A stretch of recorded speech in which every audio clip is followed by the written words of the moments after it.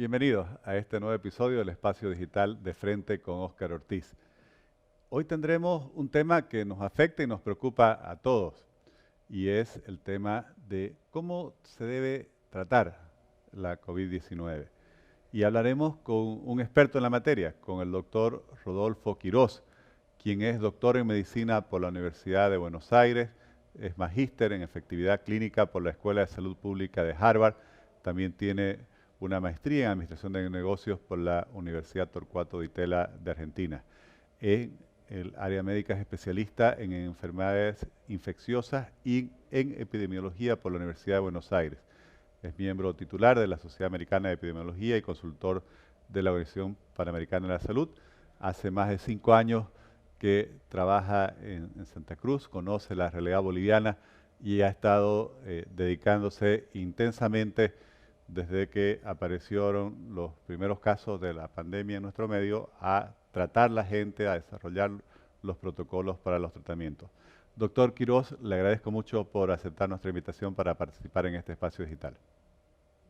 Muchísimas gracias, Oscar, por la invitación. Para mí es un placer poder estar compartiendo este espacio con usted y con su audiencia. Gracias. Doctor, bueno, desde que la OMS declaró a la COVID-19 como pandemia y aparecieron incluso los primeros casos en nuestro medio, han pasado, si no me equivoco, ya más de 15 meses. ¿Qué es lo que se ha aprendido? ¿Qué destacaría usted frente a lo desconocido, a ese golpe, a ese primer golpe en el cual era, nos decía un colega suyo hace algunos episodios, era algo desconocido, no había ni siquiera dónde consultar en cuanto manuales porque obviamente no se había tenido esa enfermedad antes. ¿Cómo observa usted todo el desarrollo, lo que ha habido desde entonces hasta el momento? Bien, a ver, uno podría dividir, digamos, los aspectos del impacto que la pandemia ha tenido en la población. El primero en el concepto de dónde surge la pandemia. En realidad, esta es una zoonosis, como la mayor parte de las enfermedades nuevas que se van registrando en el mundo, el 75% provienen de enfermedades de los animales que se transmiten al hombre y tiene que ver básicamente con el avance sobre el ecosistema que el hombre realiza al deforestar, etcétera, o bien a tomar contacto con animales salvajes que pueden transmitirle enfermedades. Así que el COVID-19 es una zoonosis más y esto nos pone en alerta de que esto puede volver a suceder con otros virus que están circulando en el ambiente natural y que pueden ser transmitidos de los vectores naturales al hombre. En el caso del COVID-19, aparentemente se necesitó de un intermediario, que se piensa que es el pangolín, que fue el que facilitó en el mercado de Wuhan, de animales húmedos, la posibilidad de transmitir el virus de los murciélagos al hombre. Más allá de cualquier teoría conspirativa sobre si es un virus de laboratorio o no. Ese es el primer mensaje importante, o sea, el tema de que esto nos puede volver a suceder si no tomamos acciones en ese sentido y hay una iniciativa muy importante de la Organización Mundial de la Salud que se llama Una Salud, que trata de evitar que estas situaciones vuelvan a ocurrir. El otro aspecto importante es qué aprendimos con respecto a la prevención de la transmisión del COVID o del SARS-CoV-2. Al principio yo veía que en el mundo, y en Bolivia en particular también, la gente se disfrazaba con máscaras, con, digamos, batas, como si esto fuera ébola, que se transmite básicamente por contacto, cuando en realidad era un virus respiratorio.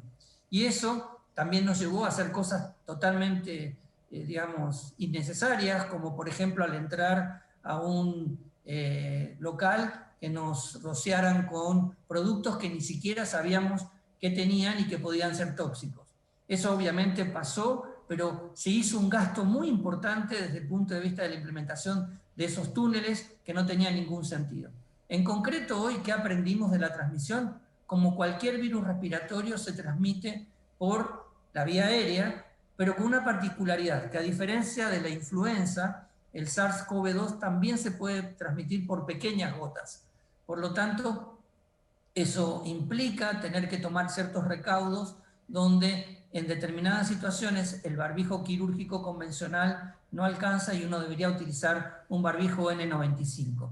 Y sobre todo en lugares cerrados, mal ventilados, el virus puede permanecer en el aire un poco más de tiempo de lo habitual y eso favorece lo que se produce, lo que se llama los supercontagios. Cuando un individuo en un lugar cerrado elimina gran cantidad de virus, puede contagiar a un número importante de gente. Así que ese punto también es crítico. Lo otro que sucedió es que, bueno, al principio, orientados por lo que se decía, era el barbijo lo tienen que utilizar solo las personas que tengan síntomas, y hoy aprendimos, y esto los países asiáticos ya lo habían aprendido con el SARS y con el MERS, que estos virus respiratorios del tipo de los beta coronavirus se controlan mucho más cuando el uso de barbijo se vuelve universal.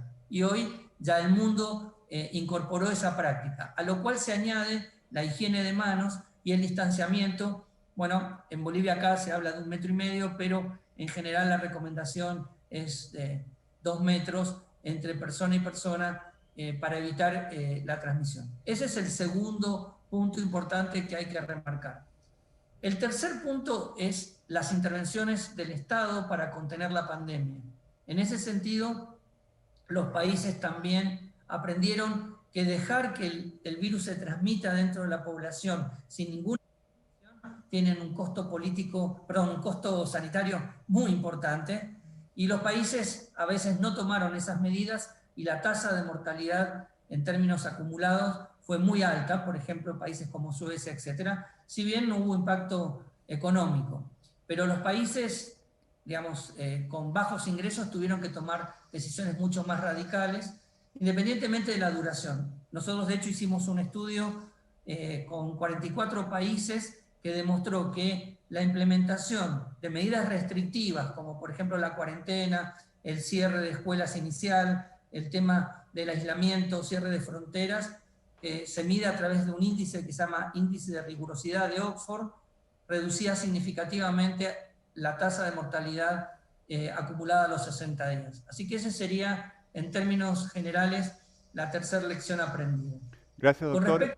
Sí, yo quisiera consultarle sobre el tratamiento, ¿no? Que también es un área muy importante y entiendo en el que usted ha trabajado en la definición de protocolos, bueno, y aquí seguramente ha habido también una combinación entre los resultados, las investigaciones que se han ido realizando sobre el curso de los acontecimientos y también con esa prueba y error que ha dado la práctica y la experiencia.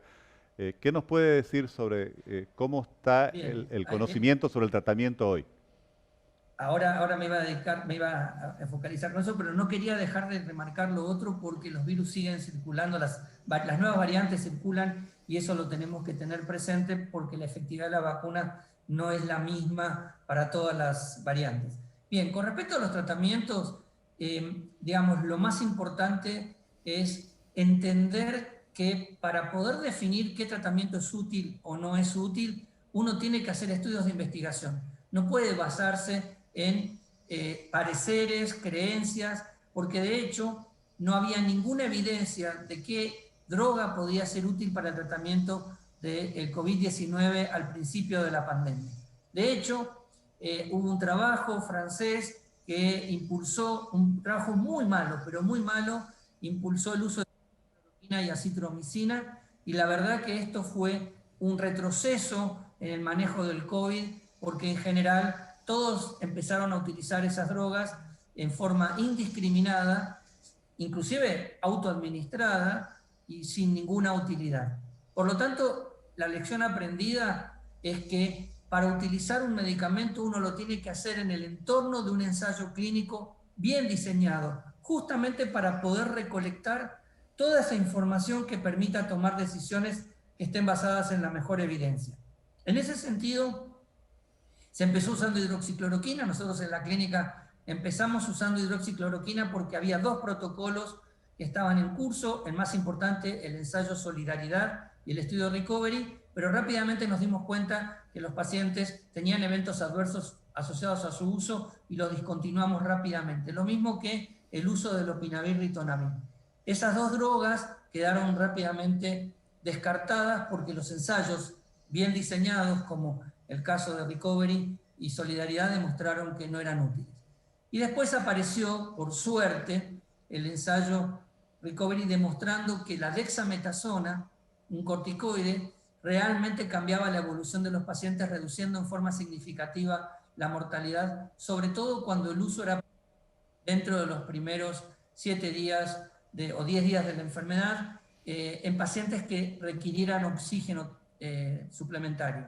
Y eso permitió reducir la cantidad de pacientes que requerían terapia intensiva, ventilación mecánica o que fallecían.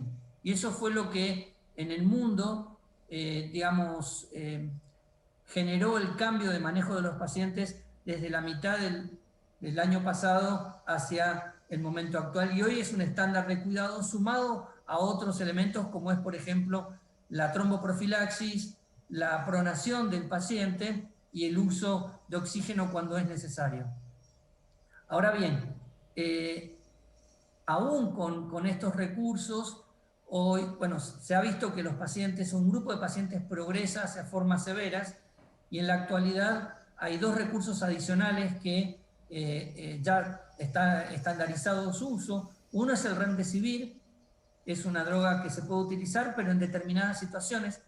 Y para poder usar Remdesivir, que es un antiviral que inhibe la replicación del virus, uno tiene que tener evidencia de que el virus se está dividiendo en el organismo, se está replicando. Y para eso, lo importante es hacer una PCR, ya todo el mundo sabe lo que es una PCR, y medir la carga viral a través de una sigla que se llama CT, que es umbral de ciclado. Cuando el número es muy bajo, quiere decir que hay mucha cantidad de virus en el organismo.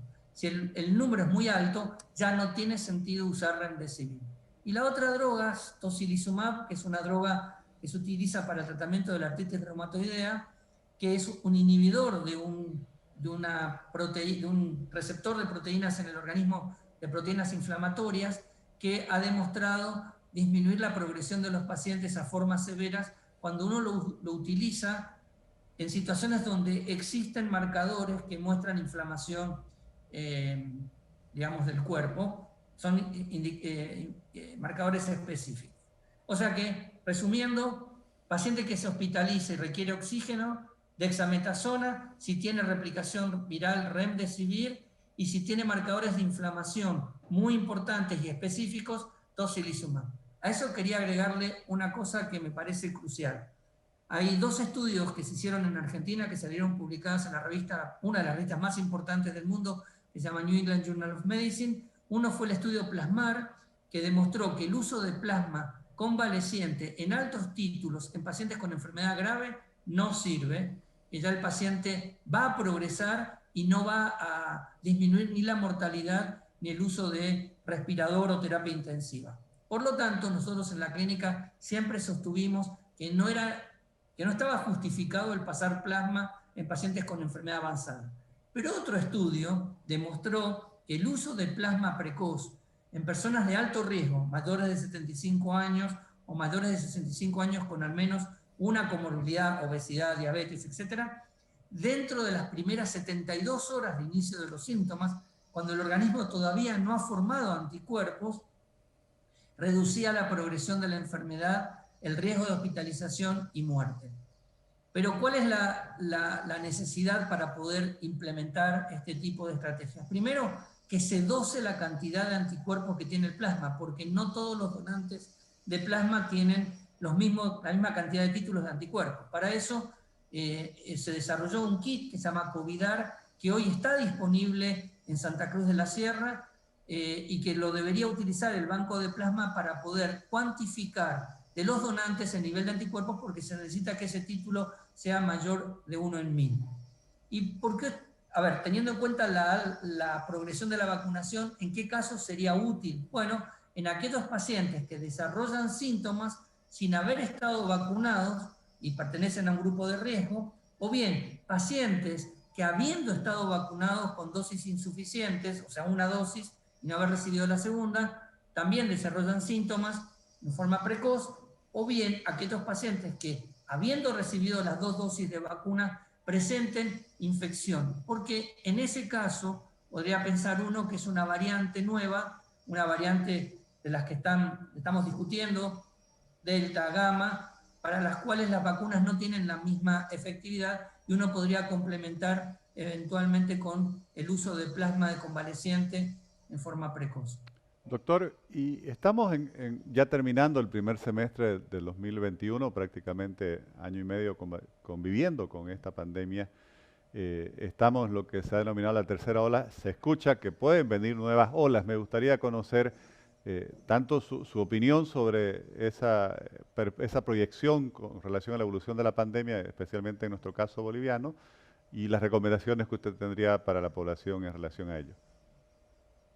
Buenísimo. Bueno, primero la sorpresa que tuvimos es que las segundas y terceras olas fueron con un número mucho mayor de casos que las primeras olas, cuando uno suponía que en la medida que mayor cantidad de gente en la población hubiese tenido contacto previo con el virus, las olas sucesivas iban a ser más bajas. Pero hay un factor que hay que tener en cuenta, que es que al principio no había disponibilidad de testeo masivo para poder detectar infección por SARS-CoV-2 y ahora es un estándar, con lo cual ese aumento del número tiene que ver básicamente con un aumento en la cantidad de casos detectados. Aún así, uno tiene dos indicadores importantes para tener en cuenta, que es la tasa de positividad, que debería ser baja en función de si uno testea más, en realidad, y hay menos casos, la positividad sobre el total de testeos debería bajar o debería mantenerse por debajo del 10%.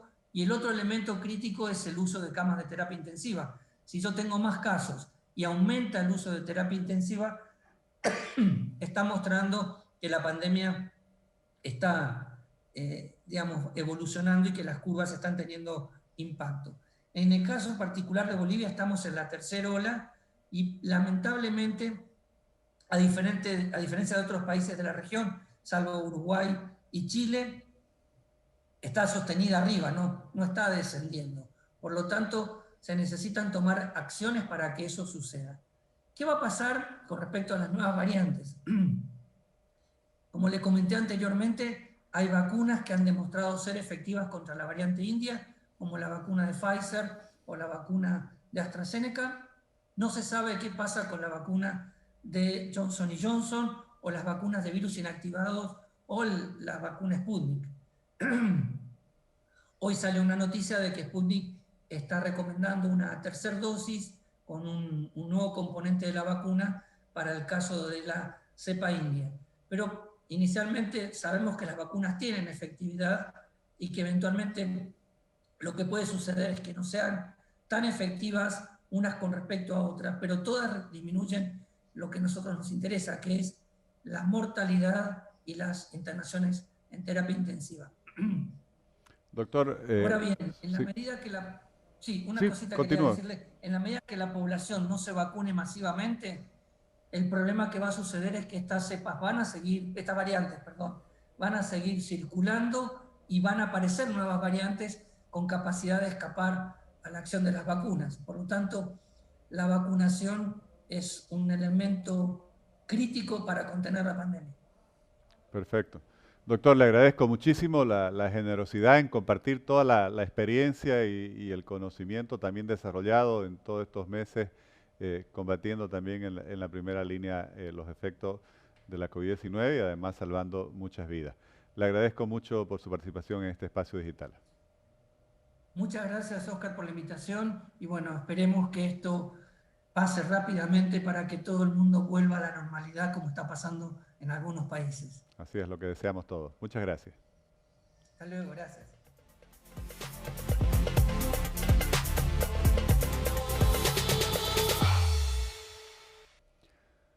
Nuevamente consultamos a un especialista y se coincide en lo mismo.